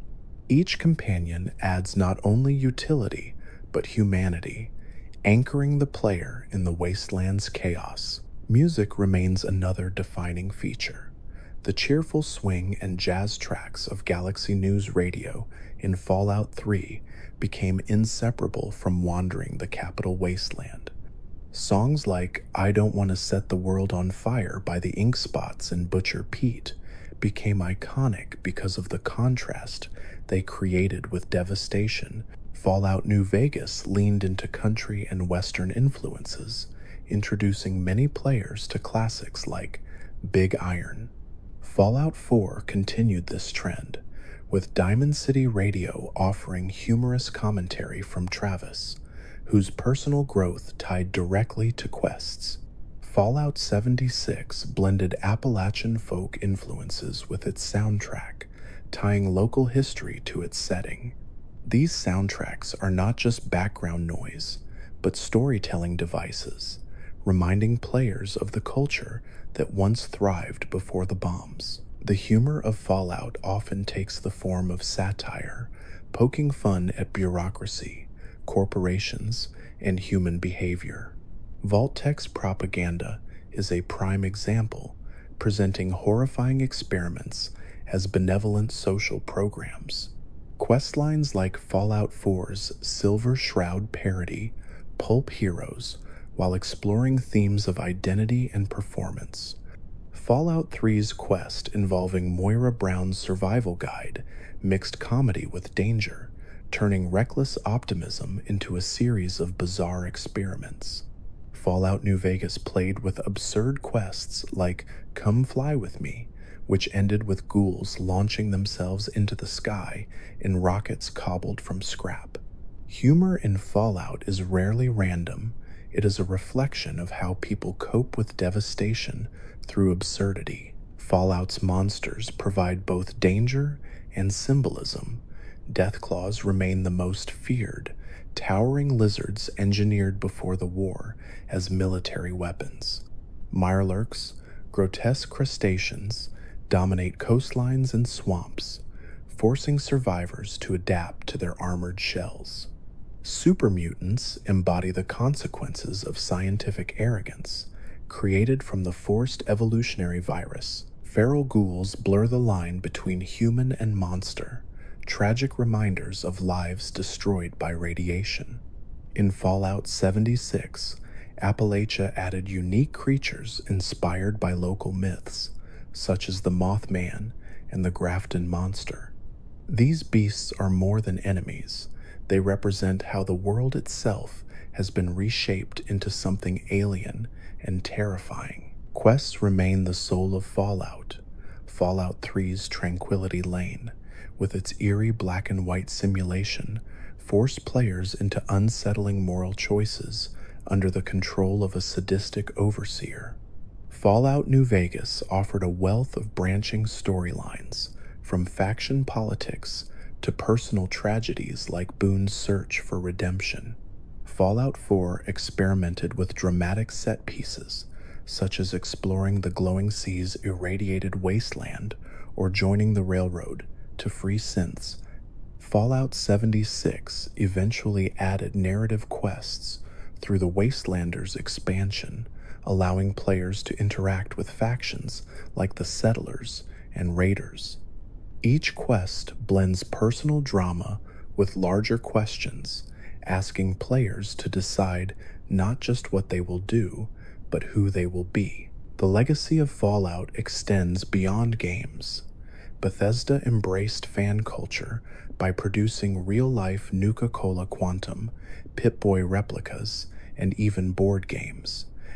Fallout's influence also reached into modding communities, with projects like Fallout New California and Fallout: The Frontier, expanding the universe with fan-made stories. In 2024, Fallout gained a television adaptation that reimagined the wasteland for streaming audiences, introducing the franchise to even more people.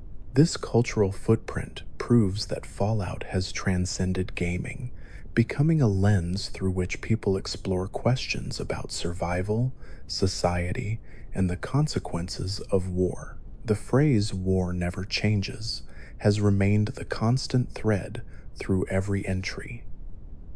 Narrated in iconic tones, it sets the stage for every new journey into the wasteland.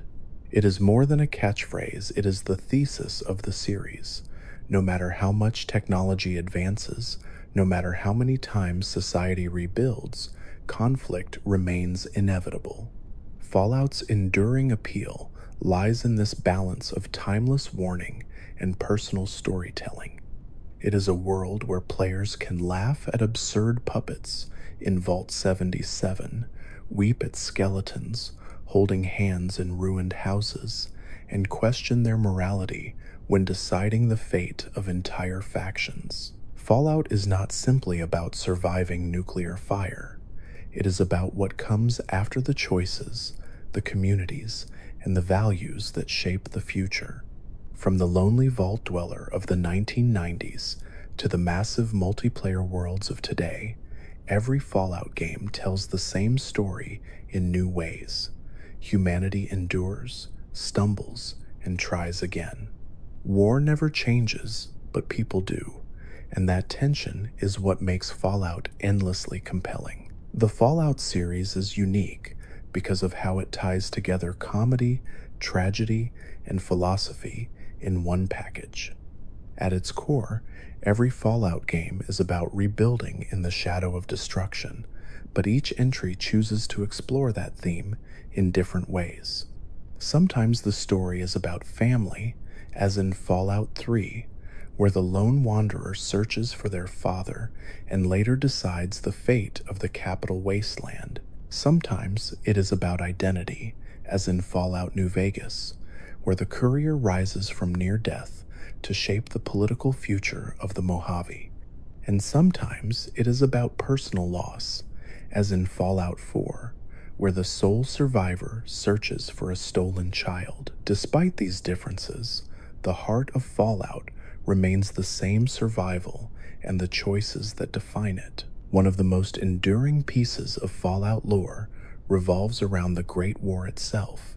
On October 23rd of the year 2077, the world was consumed in nuclear fire. The war lasted only 2 hours, yet it reshaped the planet forever. The brevity of the conflict is part of what makes it so haunting. Centuries of human progress collapsed in the span of a morning, leaving nothing but ruins. The games rarely provide clear answers about who launched the first bombs, emphasizing instead that the cause hardly mattered. Fallout's message is not about pointing fingers, but about reflecting on how quickly civilization can vanish. This moment is often contrasted with the illusion of safety promised by Vault-Tec. Advertisements painted the vaults as havens of luxury, with food, water, and entertainment meant to last generations. In truth, most vaults were social experiments designed to test human behavior under extreme conditions. Vault 94 filled its residents with idealistic environmentalists, but left them unprepared for survival, dooming them to failure. Vault 75 tore families apart to conduct cruel genetic testing. Vault 22 turned scientific research into a nightmare of spores and monsters. These stories reveal that the real tragedy of Fallout was not just the bombs, but the ways people used survival to exploit others. Factions across Fallout reflect competing philosophies of survival. The New California Republic attempts to rebuild democracy, yet often falls into corruption and bureaucracy. Caesar's Legion embraces brutality and slavery, using order as an excuse for cruelty. The Brotherhood of Steel seeks to hoard technology, sometimes protecting people, sometimes exploiting them. The Institute hides beneath Boston in Fallout 4, convinced that only science can restore the world, even if it means controlling humanity itself. Each faction represents a vision of the future, but none are perfect. Fallout reminds players that survival is not just about staying alive, but about deciding what kind of world to create. Fallout's greatest strength lies in its ability to tell stories without words. A skeleton slumped in a chair beside a bottle tells of quiet despair. Two skeletons holding hands in a ruined house speak of love at the end of the world. A terminal entry describing a family's last attempt to leave the city conveys more emotion than any cutscene. These details transform the wasteland from a backdrop into a living history full of voices that linger even after death. Players wander through these silent echoes, piecing together lives that ended in fire. It is this subtle storytelling that makes Fallout so powerful. Creatures in Fallout embody the corruption of nature. Yao Guai, mutated bears, lumber through forests as terrifying reminders of radiation's reach. Bloatflies buzz overhead, grotesque parodies of common insects made monstrous by nuclear fallout.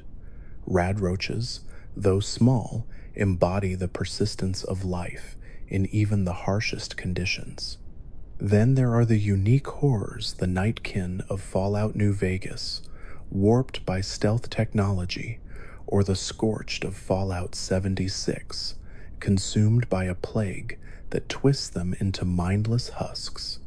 These creatures are not simply enemies, but metaphors for the twisted legacy of humanity's choices. Technology itself carries duality. The Pip-Boy, a seemingly helpful wrist device, tracks every Vault resident and keeps them tethered to Vault-Tech's control.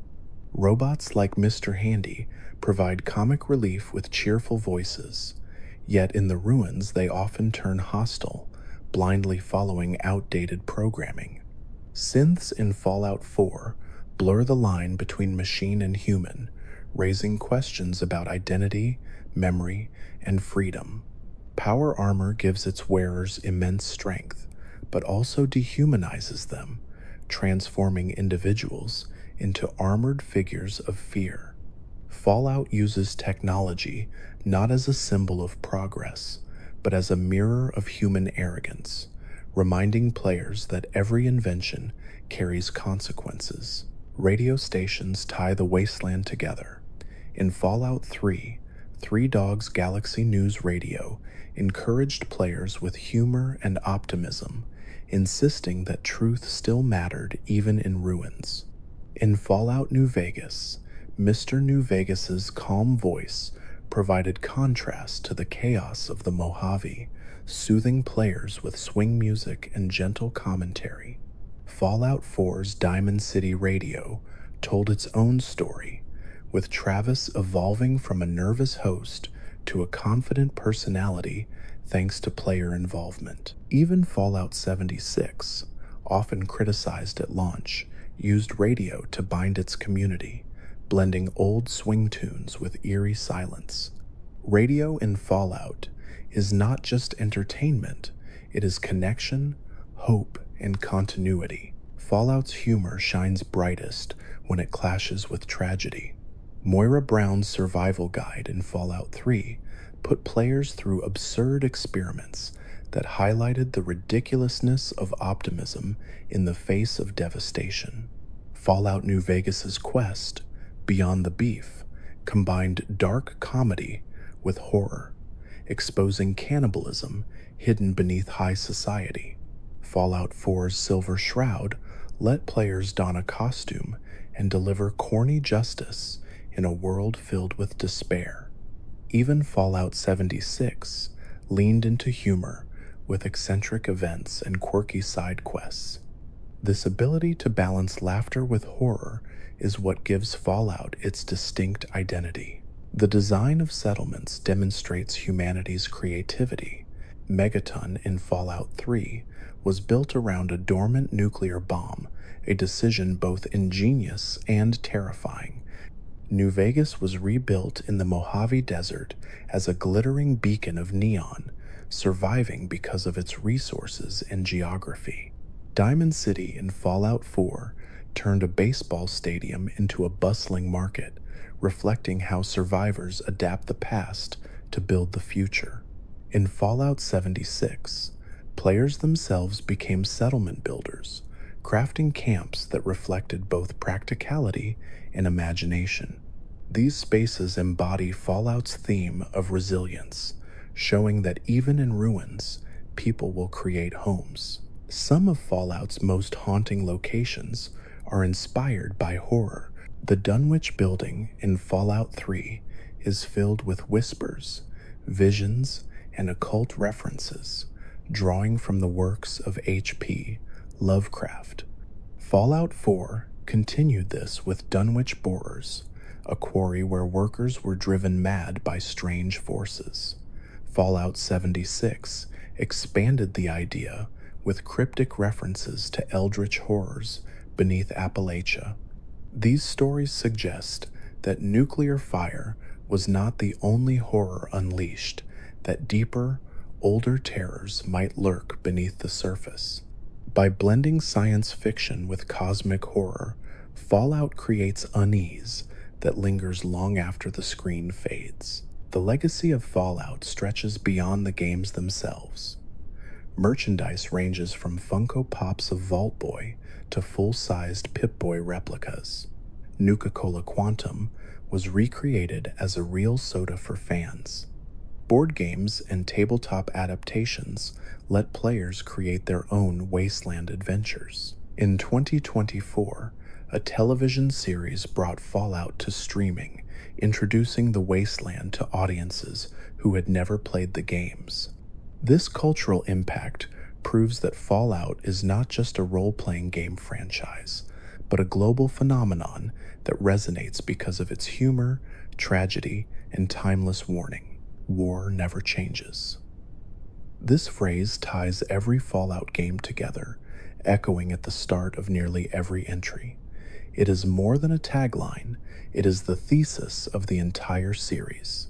No matter how advanced humanity becomes, no matter how often civilizations rebuild, the cycle of conflict repeats.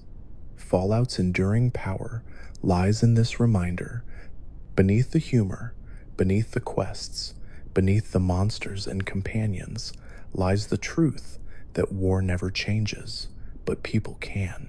That tension between inevitability and possibility is what keeps Fallout alive for generations of players. Fallout's enduring appeal rests on how it imagines survival, not as a single story, but as countless overlapping tales. Each vault, each ruin, and each settlement tells its own truth about humanity.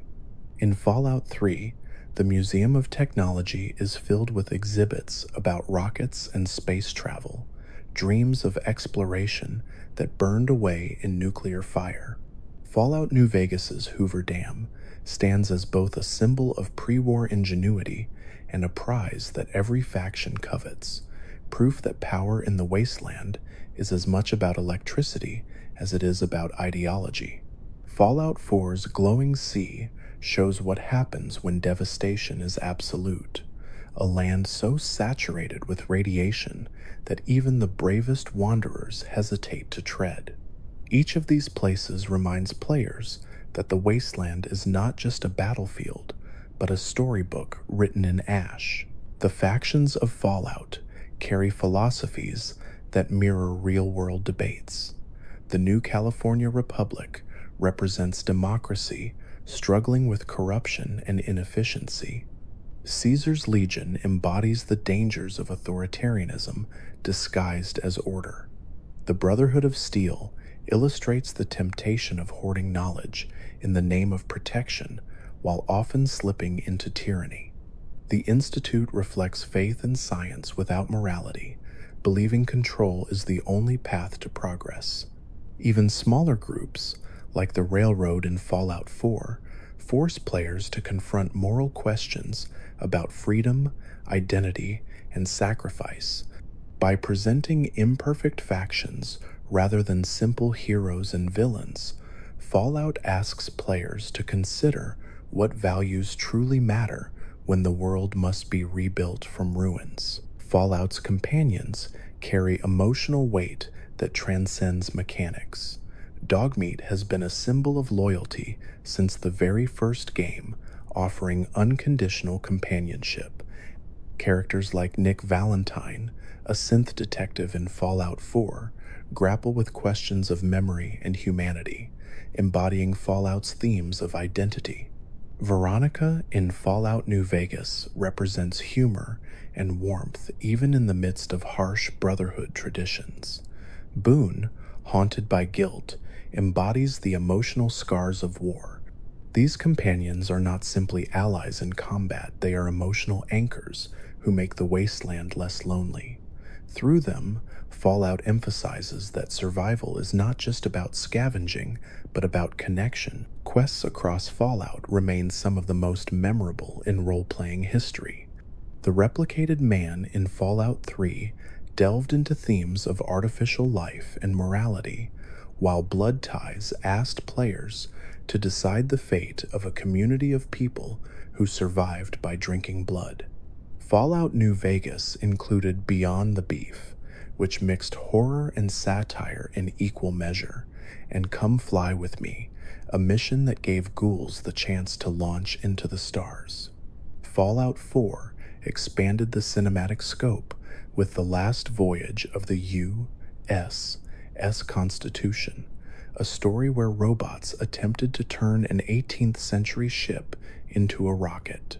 Each quest captured Fallout's ability to weave absurdity, tragedy, and philosophy into a seamless experience. Weapons in Fallout embody the strange marriage of horror and humor. The Fat Man, a launcher of miniature nuclear bombs, remains one of the most infamous tools of destruction in gaming. The Railway Rifle from Fallout 3 turned scavenged materials into a deadly weapon, firing spikes with a loud clang. Fallout 4's customization system let players transform ordinary firearms into bizarre hybrids, reflecting creativity born from desperation. Fallout New Vegas added unique weapons with backstories tied to its factions, grounding every gun in the politics of the Mojave.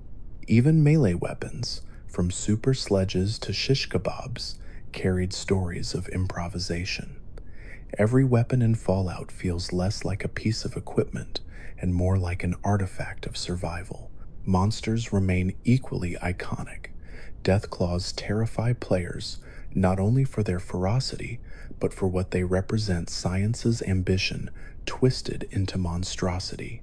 Mirelurks skitter across swamps, armored nightmares that embody nature warped beyond recognition.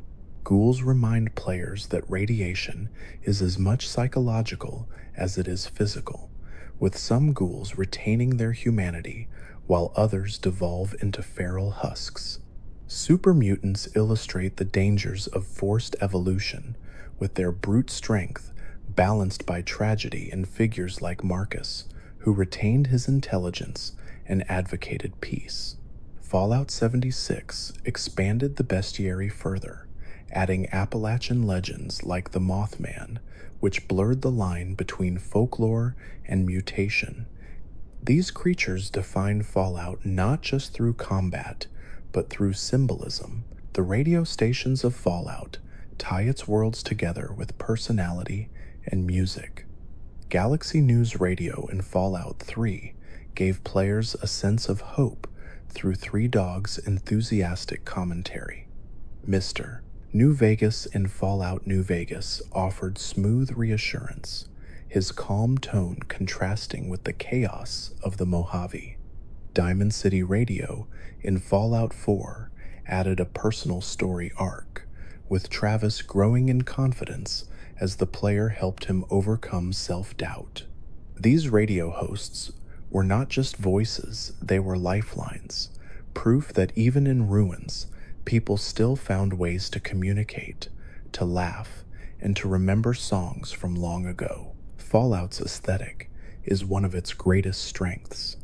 Its retrofuturism is rooted in a 1950s vision of the future, where atomic energy was celebrated as a household miracle and smiling mascots promised endless prosperity. Fallout takes that optimism and fossilizes it in ruins, advertisements fading on cracked billboards, Vault Boy grinning from posters in collapsed metro stations, Nuka-Cola bottles glowing amid rubble.